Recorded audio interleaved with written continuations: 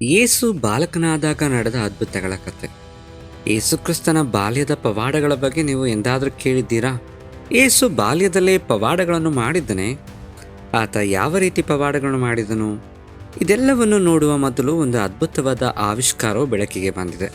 2000 ವರ್ಷಗಳ ಹಿಂದೆ ಯೇಸು 5 ವರ್ಷದವನಿದ್ದಾಗ ಮಾಡಿದ ಪವಾಡವೊಂದನ್ನು ಪುರಾತತ್ವ ಶಾಸ್ತ್ರಜ್ಞರು ಕಂಡುಹಿಡಿದಿದ್ದಾರೆ. ಪುರಾತತ್ವ ಶಾಸ್ತ್ರಜ್ಞರಿಗೆ ದೊರೆತ ಯೇಸುವಿನ ಪವಾಡಗಳ ಪೈಕಿ ಇದು ಮೊದಲನೆಯದು ಎಂದು ಅವರು ಹೇಳುತ್ತಾರೆ.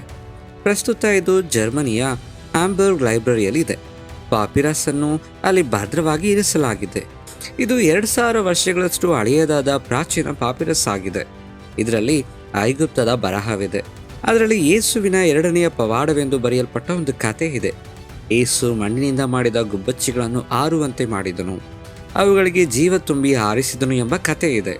ಈ ಪಾಪಿರಸ್ ಅನ್ನು ಗುಬ್ಬಚ್ಚಿಗಳ ಜೀವಕ್ರಿಯೆ ಎಂದು ಕರೆಯುತ್ತಾರೆ. ಇದನ್ನು ನೋಡಿದಾಗ ಅದರಲ್ಲಿ ಯೇಸು ಎಂಬ ಹೆಸರನ್ನು ಕೂಡ ಪ್ರಸ್ತಾಪಿಸಲಾಗಿದೆ. 5 ವರ್ಷದ ಮೆಸ್ಸಿಯ ಮಣ್ಣಿನ ಗೊಂಬೆಗಳನ್ನು ಗುಬ್ಬಚ್ಚಿಗಳಾಗಿ ಪರಿವರ್ತಿಸಿದರ ಬಗ್ಗೆ ಇದು ಹೇಳುತ್ತದೆ. ಇದೇ ವಿಷಯವನ್ನು 2ನೇ ಶತಮಾನದ ಐತಿಹಾಸಿಕ ಗ್ರಂಥಗಳಲ್ಲಿ ಇನ್ಫೆನ್ಸಿ ಗಾಸ್ಪಲ್ ಆಫ್ ಥಾಮಸ್ ಎಂಬ ಪುಸ್ತಕದಲ್ಲಿಯೂ ಪ್ರಸ್ತಾಪಿಸಲಾಗಿದೆ. ಈ ಪುಸ್ತಕವು ಯೇಸುಕ್ರಿಸ್ತನ ಬಾಲ್ಯ ಮತ್ತು ಆತನ ಪವಾಡಗಳ ಬಗ್ಗೆ ವಿವರಿಸುವ ಪ್ರಾಚೀನ ಗ್ರಂಥವಾಗಿದೆ. ಅದರಲ್ಲಿ ಇರುವಂತೆಯೇ 2000 ವರ್ಷಗಳ ಹಿಂದಿನ ಈ ಪಾಪಿರಸ್ ದೊರೆತಿದೆ. ಇದು ಐಗುಪ್ತದ ಬರಹದಲ್ಲಿ ಬರೆಯಲ್ಪಟ್ಟಿದೆ. ಇದನ್ನು ಒಬ್ಬ ಹುಡುಗ ಬರೆದಿರಬಹುದು ಎಂದು ಊಹಿಸಲಾಗಿದೆ. ಇದು 4 ಇಂಚು ಉದ್ದ ಮತ್ತು 13 ಸಾಲುಗಳನ್ನು ಹೊಂದಿದೆ. ಪ್ರಾಚೀನ ಯೆರೂಸಲೇಮಿನ ಅವಶೇಷಗಳ ಹಿಂದೆ ನಡೆಸಿದ ಉತ್ಪನ್ನಗಳಲ್ಲಿ ಈ ಪಾಪಿರಸ್ ಕಂಡುಬಂದಿದೆ. ಡಿಜಿಟಲೀಕರಣ ಪ್ರಕ್ರಿಯೆಯ ಮೂಲಕ ಅದರ ಸಂಪೂರ್ಣ ಸಾರಾಂಶವನ್ನು ಕಂಡುಹಿಡಿದು ಸಂಶೋಧನಾ ಕ್ಷೇತ್ರಕ್ಕೆ ಇದು ಒಂದು ಪ್ರಮುಖ ಆವಿಷ್ಕಾರ ಎಂದು ಹೇಳಲಾಗ್ತಿದೆ. ಇದರಲ್ಲಿರುವ ವಿಷಯವು ಇನ್ಫೆನ್ಸಿ ಗಾಸ್ಪಲ್ ಆಫ್ ಥಾಮಸ್ನಲ್ಲಿ ಕೂಡ ಇದೆ. ಅಕ್ಷರಗಳು ಮತ್ತು ಪದಗಳ ಬಳಕೆಯು ಚಿಕ್ಕ ಮಕ್ಕಳ ಬರವಣಿಗೆಯಂತೆ ಇವೆ ಎಂದು ಆ ಸಂಶೋಧಕರು ಹೇಳ್ತಾರೆ. ಆ ಕತೆ ಏನೆಂದರೆ, ಯೇಸು 5 ವರ್ಷದವನಿದ್ದಾಗ ಮಣ್ಣಿನಿಂದ ಆಟವಾಡುತ್ತಿದ್ದ. ಮೃದುವಾದ ಮಣ್ಣನ್ನು ತೆಗೆದುಕೊಂಡು 12 ಗುಬ್ಬಚ್ಚಿಗಳನ್ನು ಮಾಡಿದನು. ಅದನ್ನು ತಿಳಿದ ಯೋಸೇಫನು ಬಂದು, ಸಬ್ಬತ್ ದಿನ ಪವಿತ್ರವಾದ ದಿನ, ಆ ದಿನ ಏಕೆ ಹೀಗೆ ಮಣ್ಣಿನಿಂದ ಆಡುತ್ತಿದ್ದೀಯಾ ಎಂದು ಕೇಳಿದನು. ಅದಕ್ಕೆ ಆ ಬಾಲಕ, ಪಕ್ಷಿಗಳೇ ಹಾರಿ ಹೋಗಿ ಎಂದು ಆಜ್ಞಾಪಿಸಿದನು. ಅವುಗಳಿಗೆ ಜೀವ ಬಂದು ಹಾರಿ ಹೋದವಂತೆ. ಇದನ್ನು ನೋಡಿದವರೆಲ್ಲರೂ ಆಶ್ಚರ್ಯಚಕಿತರಾದರು. ಪುರಾತತ್ವ ಆವಿಷ್ಕಾರದಲ್ಲಿ ಕಂಡುಬಂದ ಪಾಪಿರಸ್ನಲ್ಲಿರುವ ಕಥೆ ಇದು. ಈ ಪಾಪಿರಸ್ ಇಂದಿಗೂ ವಸ್ತು ಸಂಗ್ರಹಾಲಯದಲ್ಲಿದೆ. ಇಂತಹ ಆವಿಷ್ಕಾರಗಳಿಂದ ಆತನ ಬಾಲ್ಯದ ಪವಾಡಗಳು ಬೆಳಕಿಗೆ ಬಂದಿವೆ. ಇವುಗಳಲ್ಲದೆ ಇಂತಹ ಘಟನೆಗಳು ಬೇರೆ ಏನಾದರೂ ಇವೆಯೇ? ಬೈಬಲ್ನಲ್ಲಿ ಇಲ್ಲದ ಕೆಲವು ವಿಷಯಗಳನ್ನು ಕೆಲವು ಐತಿಹಾಸಿಕ ಅಧ್ಯಯನಗಳು ಮತ್ತು ಗ್ರಂಥಗಳು ವಿವರಿಸಿವೆ. 2ನೇ ಶತಮಾನಕ್ಕೆ ಸೇರಿದ ಇನ್ಫೆನ್ಸಿ ಗಾಸ್ಪಲ್ ಆಫ್ ಥಾಮಸ್ ಎಂಬ ಒಂದು ಗ್ರಂಥವಿದೆ. ಅದೇ ರೀತಿ 6ನೇ ಶತಮಾನಕ್ಕೆ ಸೇರಿದ ಸೂಡೋ ಮ್ಯಾಥ್ಯೂ ಎಂಬ ಲ್ಯಾಟಿನ್ ಆವೃತ್ತಿಯೂ ಇದೆ. ಇದರ ಜೊತೆಗೆ ಅರೇಬಿಕ್ ಇನ್ಫೆನ್ಸಿ ಗಾಸ್ಪಲ್ ಸಹ ಇದೆ. ಹಾಗೆಯೇ ಐರಿಷ್ ವೆರ್ಸಿಫೈಡ್ ನೆರೇಟಿವ್ ಎಂಬ ಗ್ರಂಥವೂ ಇದೆ. ಈ ಎಲ್ಲ ಗ್ರಂಥಗಳು ಯೇಸುಕ್ರಿಸ್ತನ ಬಾಲ್ಯದಲ್ಲಿ ನಡೆದ ಅದ್ಭುತಗಳ ಬಗ್ಗೆ ಒಂದೇ ರೀತಿಯ ವಿಷಯಗಳನ್ನು ಹೇಳಿವೆ. ಈ ಎಲ್ಲ ಗ್ರಂಥಗಳು ಒಂದಕ್ಕಿಂತ ಒಂದು ಬಹಳ ಮುಖ್ಯವಾದವು ಎಂದು ಅವರು ಭಾವಿಸ್ತಾರೆ. ಅವುಗಳಲ್ಲಿ ಕೆಲವು ಪ್ರಮುಖವಾದವುಗಳನ್ನು ನೋಡೋಣ. ಮೊದಲನೆಯದು ಜೀಸಸ್ ಮತ್ತು ಪಕ್ಷಿಗಳು. ಇತಿಹಾಸದ ಹಸ್ತಪ್ರತಿಗಳಲ್ಲಿ ದೊರೆತ ಈ ಕಥೆಯನ್ನೇ ಈಗ ಸಂಪೂರ್ಣವಾಗಿ ನೋಡೋಣ. ಯೇಸು ನೀರನ್ನು ಸಂಗ್ರಹಿಸಿ ಕೆಸರು ಮಾಡಿ ಜೇಡಿ ಮಣ್ಣಿನಿಂದ 12 ಪಕ್ಷಿಗಳನ್ನು ಮಾಡಿದನು. ಅದು ಕೂಡ ಸಬ್ಬತ್ ದಿನದಂದು. ಆ ಮಣ್ಣಿನ ಗೊಂಬೆಗಳನ್ನು ಕಿಚಕಿಚ ಎಂದು ಹಾರುವ ಪಕ್ಷಿಗಳಾಗಿ ಪರಿವರ್ತಿಸಿದರಂತೆ. ಇದೇ ಸಂದರ್ಭದಲ್ಲಿ ಆನಾಸನ ಮಗನು, ಆ ಬಾಲಕನು, ನೀರನ್ನು ಮತ್ತು ಜೇಡಿ ಮಣ್ಣನ್ನು ಹಾಳು ಮಾಡ್ತಾನೆ, ಅಂದರೆ ತೊಂದರೆ ಕೊಡ್ತಾನೆ. ಆಗ ಯೇಸುವಿಗೆ ಕೋಪ ಬರ್ತದೆ. ನೀರು ಹಾಳು ಮಾಡುತ್ತಿರುವ ನಿನ್ನನ್ನು ಒಣಗಿ ಹೋಗುವಂತೆ ಮಾಡುತ್ತೇನೆ ಎಂದು ಹೇಳಿದನು. ತಕ್ಷಣವೇ ಆ ಹುಡುಗ ಒಣಗಿದ ಮರದಂತೆ ಆಗಿ ಹೋದನು. ಹುಡುಗನು ಕಾಣೆಯಾಗಿದ್ದನೆಂದು ತಿಳಿದು ಆತನ ತಂದೆ ತಾಯಿ ಯೋಸೇಫನ ಬಳಿ ಬಂದು ಯೇಸು ಮತ್ತೆ ಆ ಬಾಲಕನ್ನು ಎದ್ದು ನಿಲ್ಲುವಂತೆ ಮಾಡಿ ಗುಣಪಡಿಸಿ ಅವರಿಗೆ ಒಪ್ಪಿಸಿದನು. ಇದು ಇನ್ಫೆನ್ಸಿ ಗಾಸ್ಪಲ್ ಆಫ್ ಥಾಮಸ್ನಲ್ಲಿ ಇದೆ. ಇದೇ ಕಥೆಯಲ್ಲಿ ಸಬ್ಬತ್ ದಿನದಂದು ಯೋಸೇಫನು ಕೆಲಸ ಮಾಡುತ್ತಿದ್ದಾನೆಂದು ಕೆಲವರು ಯೋಸೇಫನಿಗೆ ದೂರು ನೀಡುತ್ತಾರೆ. ಯೋಸೇಫನು ಸಬ್ಬತ್ ದಿನವನ್ನು ಅಪವಿತ್ರಗೊಳಿಸುತ್ತಿರುವೆ, ಏಕೆ ಹೀಗೆ ಮಾಡ್ತಿದ್ದೀಯ ಎಂದು ಕೇಳಿದಾಗ ಯೇಸು ಆ ಗೊಂಬೆಗಳಿಗೆ ಹಾರಾಡಿ ಎಂದು ಹೇಳಿದನು. ಗೊಂಬೆಗಳಿಗೆ ಜೀವ ಬಂದು ಅವು ಹಾರಿ ಹೋದವು. ಯೋಸೇಫನು ಆಶ್ಚರ್ಯಚಕಿತನಾದನು. ಇದು ಕೂಡ ಇನ್ಫೆನ್ಸಿ ಗಾಸ್ಪಲ್ ಆಫ್ ಥಾಮಸ್ನಲ್ಲಿದೆ. ಇದೇ ಕತೆ ಸುಡೋ ಮ್ಯಾಥ್ಯೂನಲ್ಲಿ ಇದೆ.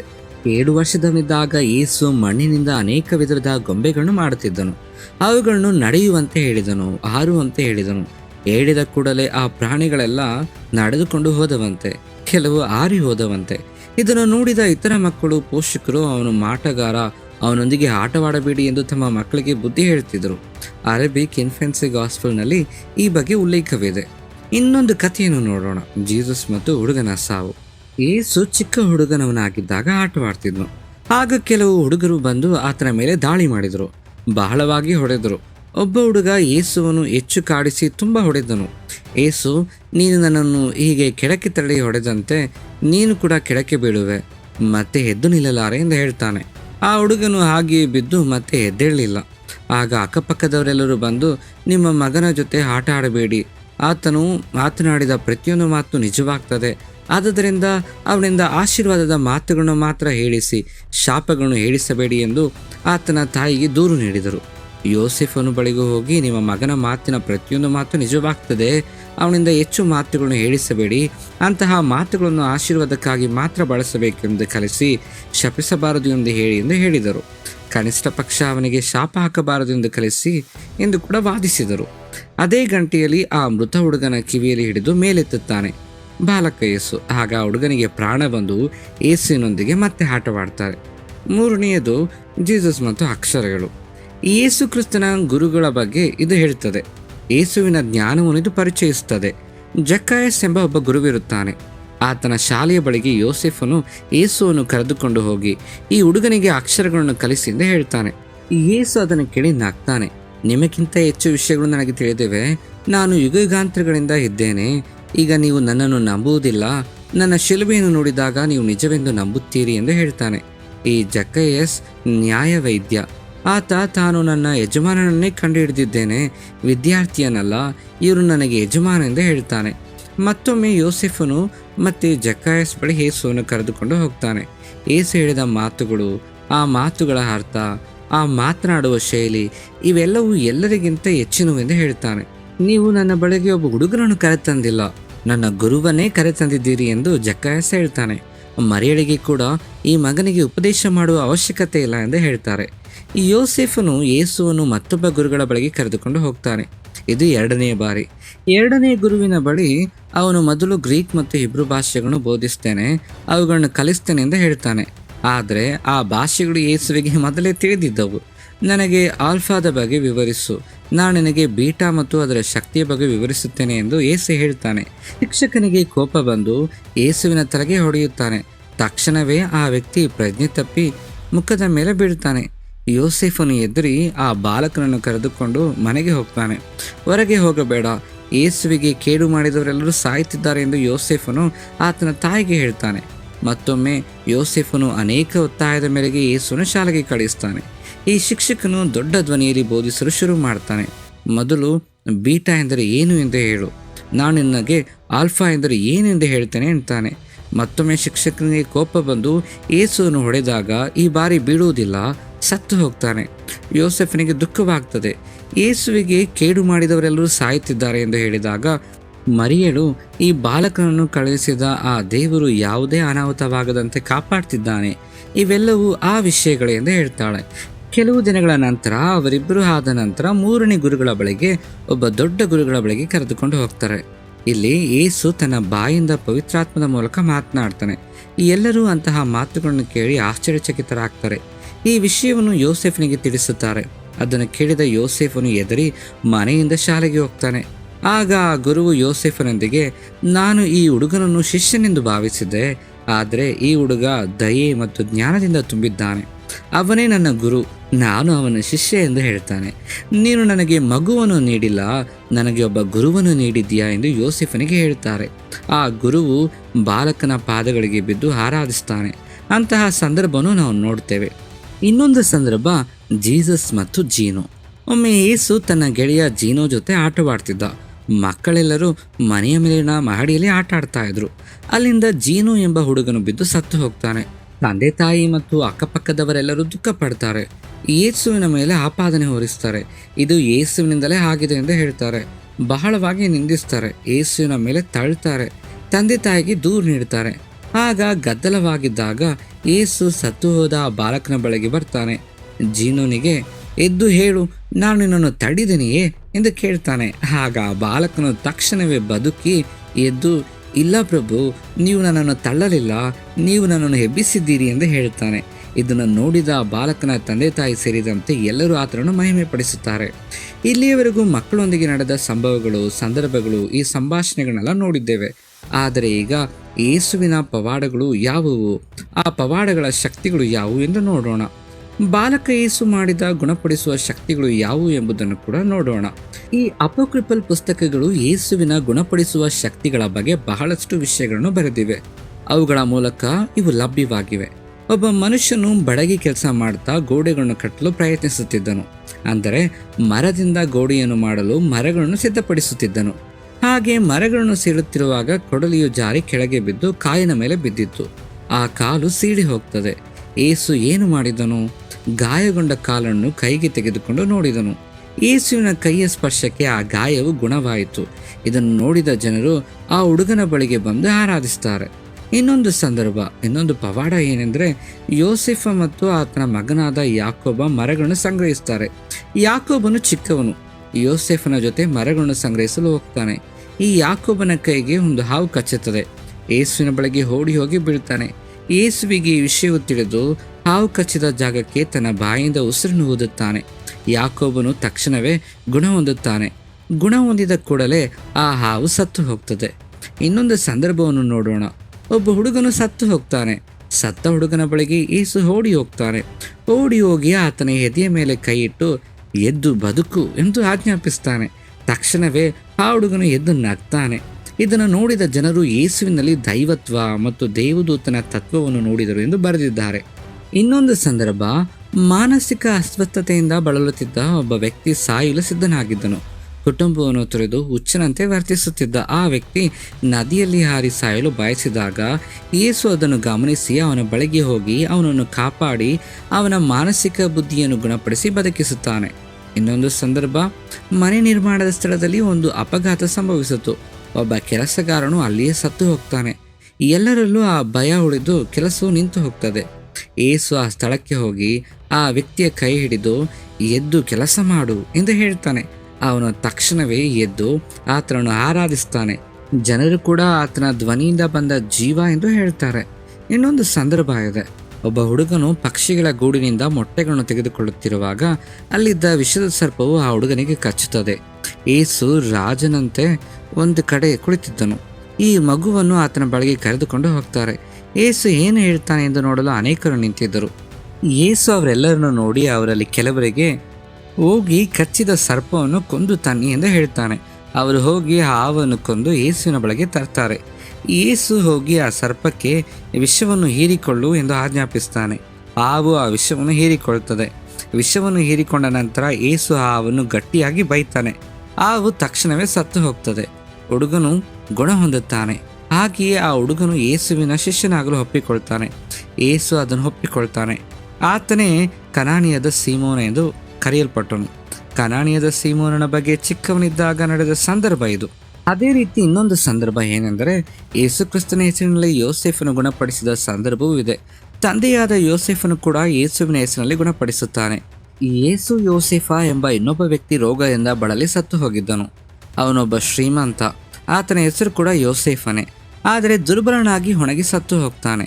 ತಂದೆ ಯೋಸೇಫನನ್ನು ಕರೆದು, ನಿನ್ನ ತಲೆಯ ಮೇಲಿರುವ ಕರ್ಚಿಪನ್ನು ತೆಗೆದುಕೊಂಡು ಸತ್ತ ವ್ಯಕ್ತಿಯ ಮುಖದ ಮೇಲೆ ಇಟ್ಟು ಯೇಸು ಕ್ರಿಸ್ತ ನಿನ್ನನ್ನು ರಕ್ಷಿಸಲಿ ಎಂದು ಹೇಳಿ ಬಾ ಎಂದು ಹೇಳ್ತಾನೆ. ತಂದೆ ಯೋಸೇಫನು ಹಾಗೆಯೇ ಮಾಡ್ತಾನೆ. ತನ್ನ ತಲೆಯ ಮೇಲಿರುವ ಕರ್ಚಿಪನ್ನು ತೆಗೆದು ಅವನ ಎದೆಯ ಮೇಲೆ ಇಟ್ಟು ಯೇಸು ನಿನ್ನನ್ನು ರಕ್ಷಿಸಲಿ ಎಂದು ಹೇಳ್ತಾನೆ. ಹಾಗೆ ಮಾಡಿದಾಗ ಶ್ರೀಮಂತನ ಜೀವವು ಪುನರ್ಸ್ಥಾಪಿಸಲ್ಪಟ್ಟು ಮತ್ತೆ ಬದುಕುತ್ತಾನೆ. ಇಂತಹ ಗುಣಪಡಿಸುವಿಕೆಗಳಲ್ಲದೆ ಪ್ರಕೃತಿಯ ಮೇಲೂ ದೇವರು ಅಂದರೆ ಯೇಸು ಆಧಿಪತ್ಯವನ್ನು ಹೊಂದಿದನು. ಪ್ರಕೃತಿಯ ನಿಯಮಗಳು ಅಪಾಯದಲ್ಲಿದ್ದಾಗಲೂ ಅದ್ಭುತವಾದ ಕೆಲಸಗಳನ್ನು ಮಾಡಿದನು. ತನ್ನ ಬಟ್ಟೆಯಲ್ಲಿ ನೀರನ್ನು ಹೊತ್ತುಕೊಂಡು ಹೋಗುತ್ತಿದ್ದನು. ಅದ್ಭುತವಾದ ಬೆಳೆಯನ್ನು ಬೆಳೆಸುತ್ತಿದ್ದನು. ಕ್ರೂರ ಪ್ರಾಣಿಗಳನ್ನು ಪಳಗಿಸುತ್ತಿದ್ದನು. ಇವೆಲ್ಲವೂ ಆತನ ದೈವಿಕ ಮೂಲ ಮತ್ತು ದೈವಿಕ ಅಸ್ತಿತ್ವವನ್ನು ತಿಳಿಸುತ್ತವೆ. ಒಮ್ಮೆ ಯೇಸುವಿನ ತಾಯಿ ಮನೆಗೆ ನೀರು ತರಲು ಒಂದು ಕಾವಡಿ ಕೊಂಡುಕೊಳ್ತಾಳೆ. ಆ ಕಾವಡಿ ಮುರಿದು ಹೋಗ್ತದೆ. ಯೇಸು ತನ್ನ ಬಟ್ಟೆಯನ್ನು ಬಿಚ್ಚಿ ಆ ಬಟ್ಟೆಯಲ್ಲಿ ನೀರು ತುಂಬಿ ತಾಯಿಗೆ ಕೊಡ್ತಾನೆ. 6 ವರ್ಷದವನಿದ್ದಾಗ ನಡೆದ ಸಂದರ್ಭ ಇದು. ಈ ಅದ್ಭುತವನ್ನು ನೋಡಿ ತಾಯಿ ಯಾರಿಗೂ ಹೇಳದೆ ಮುಚ್ಚಿಡ್ತಾಳೆ, ಗಾಬರಿ ಪಡ್ತಾಳೆ. ಇನ್ನು ಬಡಗಿಯಾಗಿರುವ ಯೋಸೇಫನಿಗೆ ಯೇಸು ಸಹಾಯ ಮಾಡ್ತಾನೆ. ಯೋಸೇಫನು ಬಡಗಿ ಕೆಲಸ ಮಾಡ್ತಿದ್ದಾನೆ. ಅವನು 6 ಮೊಳದ ಹಾಸಿಗೆಯನ್ನು ಮಾಡಬೇಕು. ಯೋಸೇಫನು ಇದುವರೆಗೂ ನೇಗಿಲು ಎತ್ತುಗಳಿಗೆ ಬೇಕಾದ ವಸ್ತುಗಳು, ಮನೆಯ ಸಾಮಗ್ರಿಗಳು ಇಂಥವುಗಳನ್ನು ಮಾಡಿದ್ದನು. ಆದರೆ ಹಾಸಿಗೆಯನ್ನು ಮಾಡಿರಲಿಲ್ಲ. ಹಾಗೆ ಅಳತೆಗಳು ಸಹ ತಪ್ಪಿ ಹೋಗಿದ್ದವು. ಅಳತೆಗಳು ತಪ್ಪಿದಾಗ ಮರ ಕೂಡ ಸಾಕಾಗಲಿಲ್ಲ. ಆಗ ಯೇಸು ಒಂದು ಚಿಕ್ಕ ತುಂಡನ್ನು ಹಿಡಿದು ಅದನ್ನು ಎಳೆದು ಅವುಗಳ ಅಳತೆಗಳನ್ನು ಸಮನಾಗಿ ಮಾಡ್ತಾನೆ.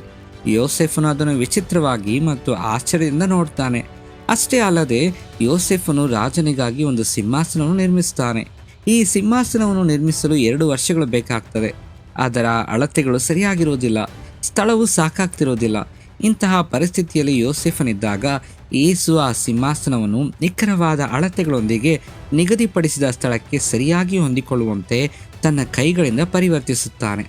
ಹಾಗೆ ಇನ್ನೊಂದು ಸಂದರ್ಭ ಏನೆಂದರೆ, ಹೊಲದಲ್ಲಿ ನಡೆದ ವಿಚಿತ್ರ ಘಟನೆ. ತಂದೆ ಯೋಸೇಫ ಮತ್ತು ಯೇಸು ಇಬ್ಬರು ಹೊಲಕ್ಕೆ ಹೋದರು. ಗೋಧಿಯ ಬೆಳೆ ಬೆಳೆಯಲು ಹೋದರು. ಇನ್ಫೆನ್ಸಿ ಗಾಸ್ಪಲ್ ಆಫ್ ಥಾಮಸ್ನಲ್ಲಿ ಮೆಕ್ಕೆಜೋಳದ ಬೆಳೆ ಎಂದು ಇದೆ, ಸೂಡೋ ಮ್ಯಾಥ್ಯೂನಲ್ಲಿ ಗೋಧಿ ಎಂದು ಇದೆ. ಅಂತಹ ಬೆಳೆ ಬೆಳೆಯಲು ಅವರು ಹೋಗ್ತಾರೆ. ಬೀಜಗಳನ್ನು ಬಿತ್ತುತ್ತಾರೆ. ನಂತರ ಇವು ಬೆಳೆಯುತ್ತವೆ, ತುಂಬಾ ದೊಡ್ಡದಾಗಿ ಬೆಳೆಯುತ್ತವೆ. ಆ ಹೊಲದಲ್ಲಿ ಯೇಸುವಿನ ಮಾತುಗಳ ಪ್ರಕಾರ 100 ಬುಟ್ಟಿಗಳನ್ನು ಬೆಳೆಸುತ್ತಾರೆ. ಬಹಳ ಉದ್ದವಾಗಿ ಬೆಳೆದವು. ಸ್ವಲ್ಪ ಹೊಲ ಮಾತ್ರ ಇತ್ತು. ಆ ಸ್ವಲ್ಪ ಜಾಗದಲ್ಲಿಯೇ ತುಂಬಾ ಬೆಳೆ ಬೆಳೆಸಿ ಗ್ರಾಮದಲ್ಲಿ ತಿಳಿದಿರುವ ಎಲ್ಲರಿಗೂ ಹಂಚುವಂತೆ ಮಾಡಿದನು. ಆ ಬುಟ್ಟಿಗಳನ್ನು, ಆ ಗೋಧಿಗಳನ್ನು, ಆ ಮೆಕ್ಕೆಜೋಳಗಳನ್ನು ಎಲ್ಲ ಬಡವರಿಗೂ ಹಂಚಿದನು. ತನ್ನ ನೆರೆಹೊರೆಯವರಿಗೂ ತಿಳಿದಿರುವ ಎಲ್ಲರಿಗೂ ಧಾನ್ಯವನ್ನು ಕಳುಹಿಸಿದನು. ಇನ್ನೊಂದು ಅದ್ಭುತವಾದ ವಿಷಯ ಏನೆಂದರೆ, ಜೀಸಸ್ ಅಂಡ್ ಲಯನ್. ಯೇಸು ಸಿಂಹಗಳ ಬೋನಿನಲ್ಲಿದ್ದಾಗ ನಡೆದ ಪರಿಸ್ಥಿತಿ. ಯೆರಿಕೋ ಸಮೀಪದ ಯೋರ್ದಾನ್ ದಡದಲ್ಲಿ ಸಿಂಹಗಳು ಮತ್ತು ಸಿಂಹದ ಮರಿಗಳಿರುವ ಒಂದು ಗುಹೆ ಇದೆ. ಅಲ್ಲಿ ಅಪಾಯ ಎಂದು ಯಾರೂ ಹೋಗುವುದಿಲ್ಲ. ಯೇಸು ಒಂದು ಬಾರಿ ಗುಹೆಯೊಳಗೆ ಕೂಡ ಹೋಗ್ತಾನೆ. ಸಿಂಹಗಳು ಆತನೊಂದಿಗೆ ಆಟವಾಡ್ತವೆ, ಆರಾಧಿಸ್ತವೆ. ಜನರೆಲ್ಲರೂ ಸೇರಿ ಯೇಸು ಸತ್ತು ಹೋದನು, ಸಿಂಹಗಳು ಯೇಸುವನ್ನು ತಿಂದು ಹಾಕಿದವು ಎಂದು ಭಾವಿಸ್ತಾರೆ. ಯೇಸುವಿನ ಇಂತಹ ಚೇಷ್ಟೆಗಳಿಗೆ ಇದೇ ಅಂತ್ಯವೆಂದು ಭಾವಿಸ್ತಾರೆ. ಯೇಸು ಗುಹೆಯಿಂದ ಹೊರಗೆ ಬರ್ತಾನೆ. ಆತನ ಜೊತೆಗೆ ಸಿಂಹಗಳು ಕೂಡ ಆತನ ಹಿಂದೆ ಬರ್ತವೆ. ಮೃಗಗಳು ಕೂಡ ತಮ್ಮ ಪ್ರಭುವನ್ನು ಗುರುತಿಸಿ ಮಹಿಮೆ ಪಡಿಸುವುದನ್ನು ನೋಡಿ, ನಿಮ್ಮಗಳಿಗಿಂತ ಇವು ಶ್ರೇಷ್ಠ ಎಂದು ಅವರಿಗೆ ಬಹಳ ವಿಷಯಗಳನ್ನು ಬೋಧಿಸ್ತಾನೆ ಯೇಸು. ಹಾಗೆ ಮಕ್ಕಳು ಆಡುವ ಇನ್ನೊಂದು ಸಂದರ್ಭ ಕೂಡ ಇದೆ. ಮಕ್ಕಳು ಆಟವಾಡ್ತಿದ್ದಾಗ ಯೇಸುವಿನಿಂದ ಅಡಗಿಕೊಂಡಿದ್ದ ಒಬ್ಬ ಹುಡುಗನು ಹೊರಗೆ ಬಾ ಎಂದು ಎಷ್ಟು ಕರೆದರೂ ಬಹಳ ಹೊತ್ತು ಹೊರಗೆ ಬರಲಿಲ್ಲ. ಯೇಸು ಆ ಮಕ್ಕಳನ್ನು ಮೇಕೆಗಳಾಗಿ ಪರಿವರ್ತಿಸುತ್ತಾನೆ. ಇದನ್ನು ನೋಡಿದ ಮಹಿಳೆಯರೆಲ್ಲರೂ ಗಾಬರಿ ಪಟ್ಟು ಬಂದು ಬೇಡಿಕೊಳ್ತಾರೆ. ಯೇಸು, ಬನ್ನಿ ಹುಡುಗರೇ, ನಾವು ಹೋಗಿ ಆಟವಾಡೋಣ ಎಂದು ಕರೆದಾಗ ಅವರು ಮಕ್ಕಳಾಗಿ ಪರಿವರ್ತಿತರಾಗಿ ಸಂತೋಷದಿಂದ ಯೇಸುವಿನೊಂದಿಗೆ ಆಟವಾಡ್ತಾರೆ. ಆದರೆ ಇಷ್ಟೆಲ್ಲ ಮಾಡುತ್ತಿರುವ ಯೇಸು ಮನೆಯಲ್ಲಿ ಹೇಗಿರ್ತಾನೆ? ಮನೆಯ ಪರಿಸ್ಥಿತಿ ಏನು? ಯೇಸು ಮನೆಯಲ್ಲಿ ಹೇಗೆ ಇರ್ತಾನೆ ಎಂದು ನಿಮಗೆ ತಿಳಿದಿದೆಯೇ?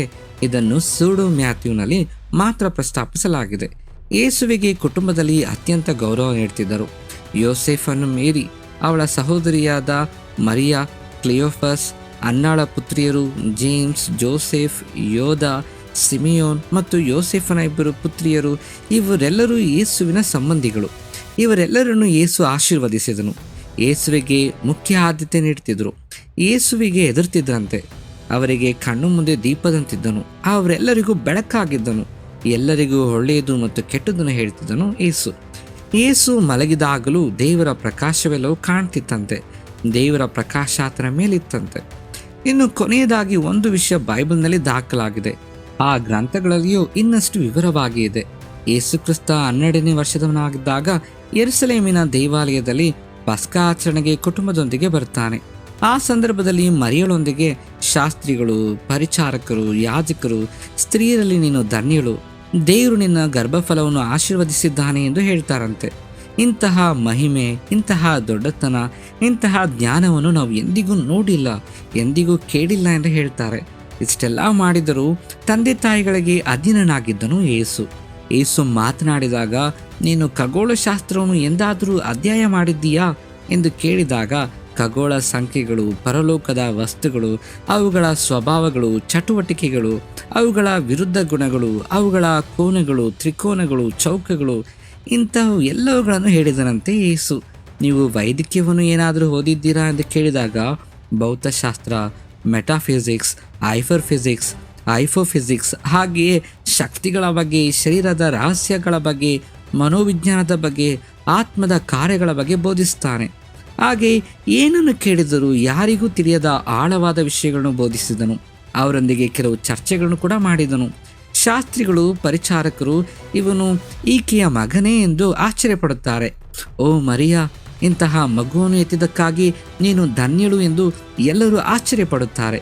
ಹೀಗೆ ಇಂಥವುಗಳನ್ನು ಇನ್ನೂ ಬಹಳಷ್ಟು ಇವೆ. ಯೇಸುವಿನ ಬಾಲ್ಯದಲ್ಲಿ ನಡೆದ ಎಲ್ಲ ಸಂದರ್ಭಗಳನ್ನು ಇಂತಹ ಗ್ರಂಥಗಳಲ್ಲಿ ಬರೆದಿದ್ದಾರೆ. ಇವುಗಳಲ್ಲದೆ ಕ್ಯಾಥಲಿಕ್ ಗ್ರಂಥಗಳಲ್ಲಿಯೂ ಯೇಸು ಕ್ರಿಸ್ತನ ಪವಾಡಗಳ ಬಗ್ಗೆ ಬಹಳಷ್ಟು ಜನರು ಹಲವು ರೀತಿಯಲ್ಲಿ ಪ್ರಸ್ತಾಪಿಸುತ್ತಿದ್ದಾರೆ. ವಿಜ್ಞಾನದ ಪುಸ್ತಕಗಳಲ್ಲಿಯೂ ಇಂಥವು ಬಹಳ ಇದ್ದಾವೆ. ಅವುಗಳು ಅಧಿಕೃತವಾದವುಗಳೇನಲ್ಲ. ಇವು ಯಾವುದೋ ಬೈಬಲ್ನಲ್ಲಿ ಇಲ್ಲ. ಆದರೆ ಮೊದಲ ಶತಮಾನದಿಂದಲೂ ಅವರ ಸಂಗತಿಗಳನ್ನು ಬರೆದ ಗ್ರಂಥಗಳು ಇವೆಲ್ಲ. ಆದುದರಿಂದ ಈ ಗ್ರಂಥಗಳು ತಿಳಿಸಿದ ಸಂಗತಿಗಳು ಇವೆಲ್ಲವೂ ಒಂದೊಂದಕ್ಕೊಂದು ಸಂಬಂಧವಿಲ್ಲದಿದ್ದರೂ ಎಲ್ಲ ಒಂದೇ ರೀತಿಯ ಕಥೆಗಳನ್ನು ಪ್ರಸ್ತಾಪಿಸುವುದು. ಅವೆಲ್ಲವೂ ಕಥೆಯ ರೂಪದಲ್ಲಿ ಪ್ರಚಲಿತವಾಗಿರುವುದು ವಿಶೇಷ. ಇದೇ ರೀತಿಯ ಸಂಗತಿಯು ಪುರಾತತ್ವ ಶಾಸ್ತ್ರಜ್ಞರಿಗೆ ದೊರೆತಿದೆ. ಅದರಲ್ಲಿರುವ ಕಥೆಯೇ ಈ ಗುಬ್ಬಚ್ಚಿಗಳ ಕತೆ. ಪುರಾತತ್ವ ಶಾಸ್ತ್ರಜ್ಞರಿಗೆ ದೊರೆತ ಆ ಪ್ರತಿ ಇಂದಿಗೂ ಜರ್ಮನ್ ಲೈಬ್ರರಿಯಲ್ಲಿ ಭದ್ರವಾಗಿದೆ. ಯೇಸುವಿನ ಜೀವನದಲ್ಲಿ ಇಂತಹ ಅನೇಕ ರಹಸ್ಯಗಳು, ತಿಳಿಯದ ವಿಷಯಗಳು ಬಹಳ ಇವೆ. ಯೋಹಾನನು ತನ್ನ ಗ್ರಂಥದ ಕೊನೆಯ ಮಾತಾಗಿ ಯೇಸು ಕ್ರಿಸ್ತನ ಕಾರ್ಯಗಳನ್ನು ಬರೆಯಬೇಕಾದರೆ ಭೂಮಿಯ ಕೂಡ ಸಾಕಾಗುವುದಿಲ್ಲ ಎಂದು ಬರೆದಿದ್ದಾನೆ. ಅಂತಹ ಅದ್ಭುತ ಕಾರ್ಯಗಳನ್ನು ಮಾಡಿದ್ದಾನೆ. ಅಂತಹ ಅದ್ಭುತ ಕಥೆಗಳು ಬಹಳ ಇವೆ. ಅಂತಹ ಅದ್ಭುತ ವ್ಯಕ್ತಿಯಾಗಿ ಯೇಸು ಕ್ರಿಸ್ತನು ತನ್ನ ಬಾಲ್ಯದಿಂದಲೇ ಇದ್ದನು, ಬೆಳೆದನು, ಫಲಿಸಿದನು, ಕುಟುಂಬಕ್ಕೆ ಅಧೀನನಾಗಿದ್ದನು. ತನ್ನ ಬಾಲ್ಯ ಮತ್ತು ಯೌವನವನ್ನು ಹೆಚ್ಚಿಸಿಕೊಳ್ತಾನೆ. ದೇವರ ಕೃಪೆಯಲ್ಲಿ ಬೆಳೆದನು. ನಂತರ 30 ವರ್ಷದಿಂದ ದೇವರ ಸೇವೆಯಲ್ಲಿ, ತನ್ನ ಸುವಾರ್ತೆ ಸೇವೆಯಲ್ಲಿ, ದೇವರ ರಾಜ್ಯದ ಭಾರದಲ್ಲಿ, ದೇವರ ಯೋಜನೆಗಾಗಿ ಕೆಲಸ ಮಾಡಿದನು. ಅಂತಹ ಕಾರ್ಯಗಳನ್ನು ನಾವು ಕ್ರಿಸ್ತನ ಜೀವನದಲ್ಲಿ ನೋಡುತ್ತೇವೆ. ಇವೆಲ್ಲವೂ ಬೈಬಲ್ನಲ್ಲಿ ನಮಗೆ ದಾಖಲಾಗಿವೆ. ಇದು ಯೇಸು ಕ್ರಿಸ್ತನ ಬಾಲ್ಯದಲ್ಲಿ ಚಿಕ್ಕವನಾಗಿದ್ದಾಗ ನಡೆದ ಪವಾಡಗಳು. ಈ ವಿಷಯ ನಿಮಗೆ ಇಷ್ಟವಾಯಿತು ಅಂತ ನಾನು ನಂಬ್ತೇನೆ. ಯೇಸು ಕ್ರಿಸ್ತನ ಬಾಲ್ಯದ ಬಗ್ಗೆ, ಆತನ ಗುಣಪಡಿಸುವಿಕೆಗಳ ಬಗ್ಗೆ ಕೇಳಿದ್ದೀರಿ ಅಲ್ಲವೇ? ಇಂತಹ ವಿಷಯಗಳನ್ನು ಇತರರಿಗೆ ಹಂಚಿಕೊಳ್ಳಿ. ಮತ್ತೊಂದು ಉತ್ತಮ ವಿಡಿಯೋದ ಮೂಲಕ ನಾನು ಮತ್ತೆ ನಿಮ್ಮ ಸಂಗಡ ಬರ್ತೇನೆ. ಅಲ್ಲಿವರೆಗೂ ದೇವರ ಕೃಪೆ ನಮ್ಮೆಲ್ಲರೊಂದಿಗೆ ಇರಲಿ. ಆಮೇನ್.